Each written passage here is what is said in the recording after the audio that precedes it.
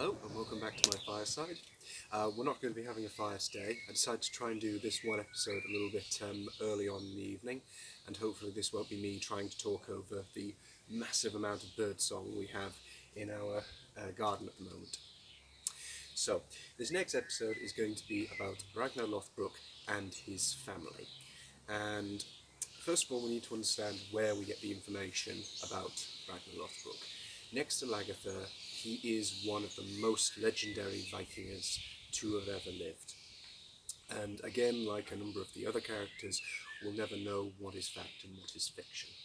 A lot of what I'm going to talk about is based on how he is presented in the show and how he is presented in sagas. So a lot of what this episode is comparing the changes in the TV show as to how he's shown in the sagas, as well as a bit of what we know historically as fact about him and his family.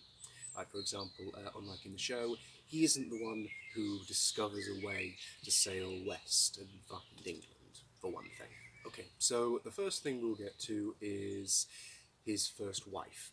Now, many sources don't claim that Lagertha is his first wife, and many sources do cite that Lagertha is merely an addition to his saga later on. So his first actual wife is, for some reason in the show, completely ignored. His first wife is a Swedish princess named Thora, who would give him two sons, Erik and Angar.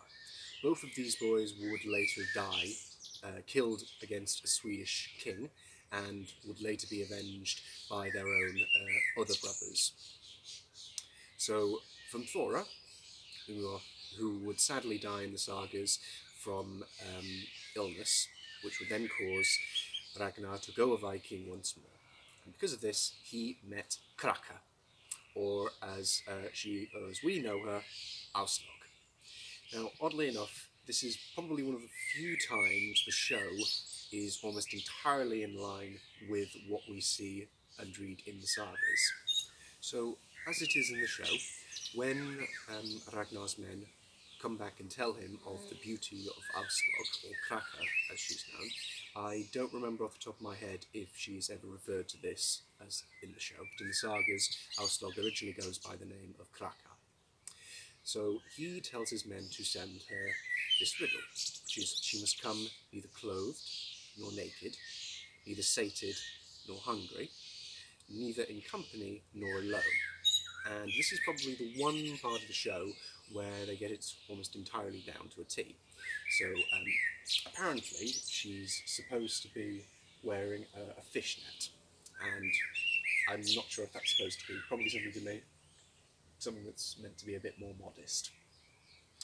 But she wears a fishnet, she has tasted some kind of food, and she is not alone, she has an animal with her. So she is not alone, but not in company. So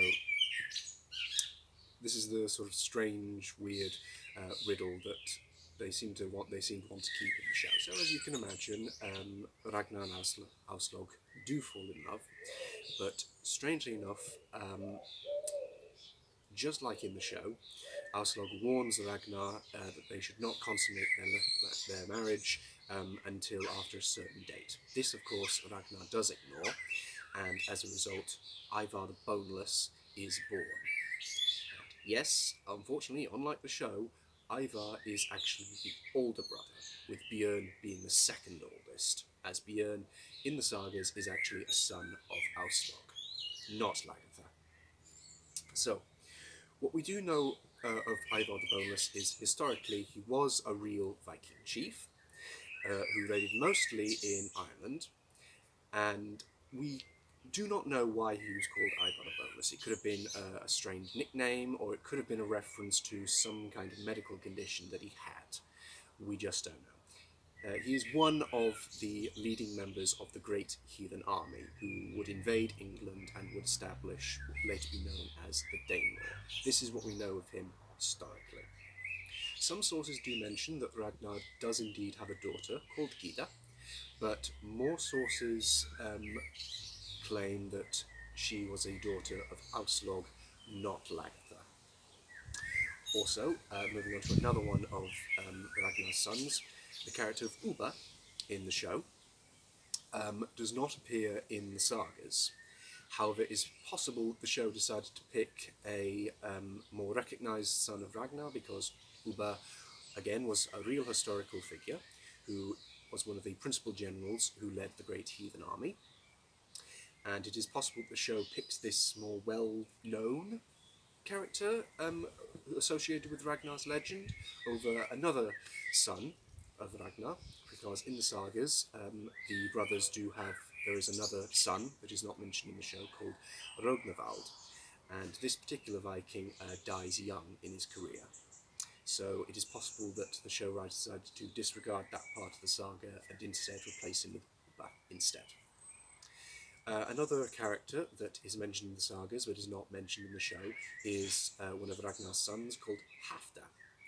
Now, interesting enough, Halfdan again is a real historical figure, and it is important to note that scholars have pointed out that when the sagas or sources talk about Ragnar Lothbrok's sons, they don't refer to Fitzek and Halfdan in the same source. So scholars have suggested that Fitzek is actually a nickname for Halfdan and they are one and the same individual. We sadly will never know. If this is indeed the case, then there's conflicting evidence, for in the sagas, and oddly enough weirdly echoed in the show, Fitzek dies by being burnt at the stake. Similar to that is almost what happens to him in the show. But the real Halfdan was a Viking chief who was killed in Ireland. So again, it's that mixing of we don't know what is historically accurate and what is correct in the sagas. So the next son we get to is Sigurd's Snake in the Eye. Again, another real recognised son of Lothbrok. He is in the sagas and he is a real person historically. Historically, Sigurd would replace Halfdan as the king of Denmark, and that's how he's mostly known as a real life character. So finally, we get to my favourite son of Ragnar Lothbrok, Björn Ironside. We don't know why he's called Björn Ironside. I don't remember it being alluded to or explained in the book. In the show, it does make more of an effort to explain why he's called Ironside, because he was not touched or hurt in battle, and personally I believe this interpretation to be rather good, and I think that's quite accurate. Just like in the show, Björn Ironside does take a trip to the Mediterranean. However, the real Björn Ironside, this was his big career-defining moment as a Vikinger, which is kind of lost over in the show. In reality, Björn Ironside did not go with Halfdan the Black as he did in the show. He instead went with a different Viking called Hastein. Both of these guys would rampage around the Mediterranean, looting and burning and doing what Vikings do best. However, historically, they had nearly over 100 ships, so it wasn't some small little side trip. It was a full, proper expeditionary force. But sadly, when they were going back through the Straits of Gibraltar, they were ambushed by the Moors, and a lot of their plunder was sadly lost. This is where things begin to teeter off, as the sagas relate to how Björn would eventually come to rule Sweden.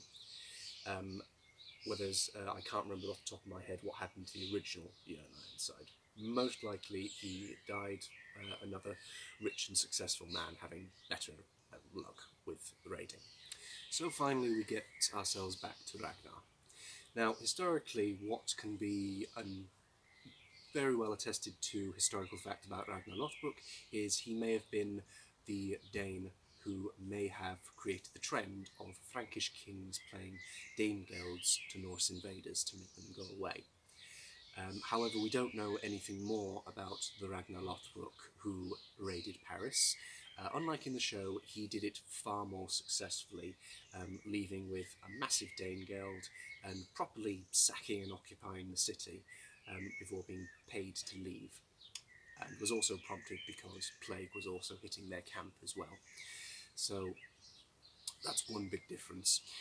Another part of the show which relates to the sagas almost very accurately is how Ragnar Lothbrok would sadly meet his end after his ship would capsize off the course of Northumbria, and he would be thrown in a pit of snakes by King Aelia, where he would die. And again, just like in the show, his sons would come and avenge him by giving a blood eagle to him. However, one big difference from the show is that originally, when the brothers come with their army, they are repelled by Aela. But before the brothers leave, Ivar decides that he will stay and become a vassal to Aela and become a landowner. So, whilst Ivar's brothers go away, Ivar stays, and then through political manoeuvring, he's able to make sure that when his brothers attack again, he makes sure that Aela has less forces in the field, and this time Aela is defeated, and they blood eagle him. So, I think probably they did this Civil War storyline in the show as opposed to this, to show off Ivar's cunning and ruthlessness. So there you have it. Those are the main differences between what the Ragnar Lothbrok story is shown as it is in the show, as opposed to what it is in the sagas. And now that we've come to season 6 in the show, I more see the show as more of like just another spin-off, another spin or interpretation of the sagas of Ragnar Lothbrok. So I hope I've made that as concise as I can, because I'm talking about various different people. Some are historically real people, some of them we just don't know.